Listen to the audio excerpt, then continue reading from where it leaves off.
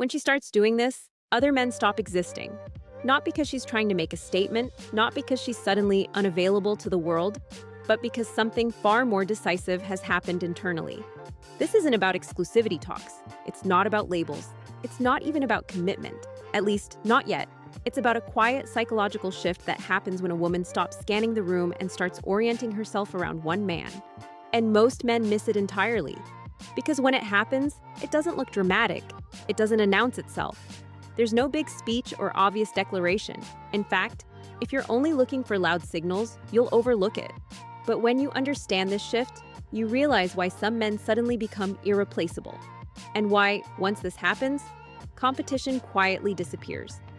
The moment other men stop existing is the moment a woman feels anchored. Not controlled, not claimed, anchored. Up until that point, most women, consciously or unconsciously, keep their attention partially open. Even if they like you, even if they enjoy spending time with you, even if there's chemistry, that openness isn't disloyalty, it's discernment. She's paying attention to how she feels around you. She's noticing whether her nervous system settles or stays alert. She's observing whether being with you feels expansive or effortful. She's checking whether she can relax into herself or has to manage the dynamic. And while that's happening, other men still exist in the background, not necessarily as options, but as reference points. Then something changes. When she starts doing this, it means her attention has reorganized. One of the first signs is that she stops narrating herself. Early on, many women are subtly self-aware in conversation. They explain their reactions. They soften their opinions. They check in on how they're being perceived. There's a slight layer of performance, not manipulation, but social calibration. When she starts to feel anchored with you, that layer drops. She stops explaining herself as much. She speaks more directly. She reacts more honestly. That shift is huge, and it's easy to miss because it looks like comfort. But comfort at this level means she's no longer orienting toward an audience. She's orienting toward you. Another sign is that she starts referencing the future casually, without checking your reaction. Not in a heavy way. Not in a "where is this going" way, but in passing. She mentions something months away and includes you naturally. She talks about experiences as we without pausing. She assumes continuity without negotiating it. This isn't planning, it's projection.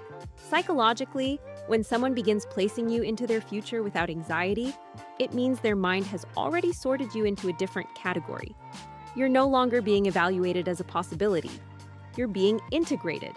And when that happens, other men don't disappear out of loyalty. They disappear out of irrelevance.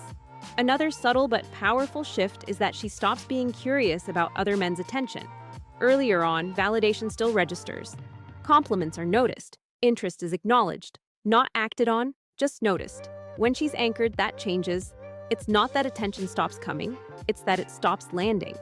She may mention it in passing, or she may not mention it at all.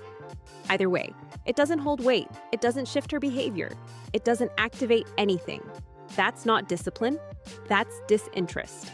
And disinterest is what actually removes competition. Another thing she starts doing is letting you see her unpolished emotional states. Early attraction often comes with emotional containment. She shows the pleasant parts, the light parts, the composed parts. When she feels anchored, she stops managing that as carefully. She lets you see frustration without wrapping it in humor. She expresses sadness without minimizing it. She shares uncertainty without apologizing for it. This isn't drama, it's trust. She's no longer asking, "Will this push him away?" She's assuming you can hold it. That assumption means she's already decided something important about you. There's also a noticeable shift in how she handles conflict or misalignment. When other men still exist in the background, conflict feels risky.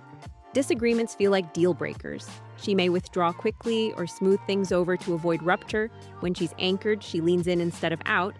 She clarifies instead of distancing. She stays present instead of disappearing. She cares more about resolution than image. That doesn't mean she tolerates anything. It means she believes the connection is worth navigating, and people don't invest effort where they see replaceability. Another sign that other men have stopped existing is that she starts regulating with you instead of around you. Earlier on, she manages her own emotional state independently in your presence. She self-soothes, she keeps herself composed. When she feels anchored, your presence itself becomes regulating. She calms down faster around you. She thinks more clearly after talking to you. She feels steadier just being with you. This isn't dependency, it's attunement. And attunement doesn't happen in crowded emotional spaces. It happens when attention narrows. There's also a shift in how she listens to advice or input. Early on, suggestions are taken lightly. Your perspective is one of many. She considers it, but it doesn't carry special weight. When she's anchored, your input lands differently. She asks what you think, not performatively, but genuinely. She pauses before responding. She reflects on it later, she brings it up again. That doesn't mean you're directing her life. It means she values your internal compass. And once that happens, the idea of other men offering guidance becomes irrelevant. Another understated change is that she stops curating mystery. Early attraction often involves holding back, not out of deception, but out of pacing. Information is revealed gradually. Vulnerability is rationed. When she feels anchored, she stops measuring how much to reveal. She tells you things she hasn't told many people. She shares stories without polishing them.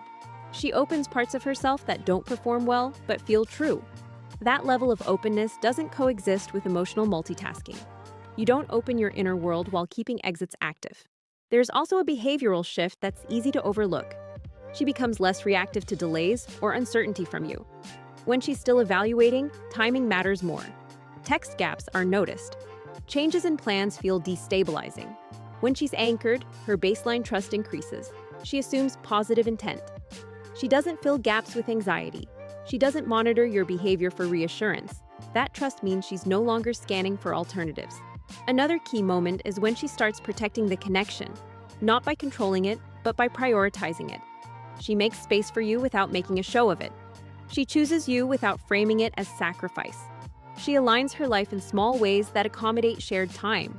That's not obligation, that's preference, and preference is where exclusivity actually lives. Here's the part that matters most. This shift doesn't happen because you outperformed other men. It doesn't happen because you were the most impressive option. It doesn't happen because you won some unspoken competition. It happens because she feels emotionally safe, psychologically steady, and authentically seen with you. Men often assume women choose by comparison. In reality, women choose by relief. Relief from managing, relief from scanning, relief from bracing. When she feels that relief with you, her system stops looking elsewhere. Other men don't disappear because they lost. They disappear because they no longer matter. And that's why trying to trigger jealousy, create scarcity, or outcompete others almost always backfires. It keeps her in evaluation mode. What removes competition is not strategy. It's steadiness, presence, consistency, emotional regulation, self-trust. When you show up as someone who doesn't need to be chosen, someone who isn't performing for approval, she can relax into choosing.